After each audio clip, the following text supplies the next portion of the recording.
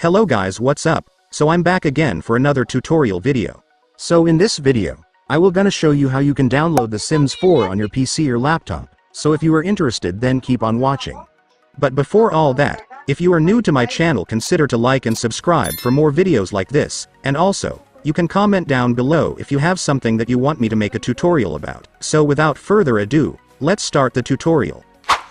So to download The Sims 4 on your PC or laptop, you will need to download Steam first because it's the game launcher for The Sims 4, so without it, you won't be able to run or download the game.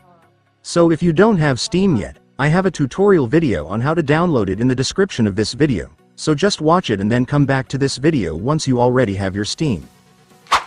And now that you already have your Steam, let me now show you how to download The Sims 4. So to download The Sims 4, first, I want you to open your Steam.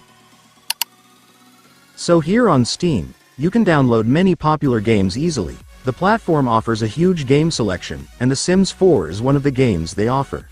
So to download The Sims 4, you just need to search the game right here. And after searching, you will now be able to see the game, so just go and click it.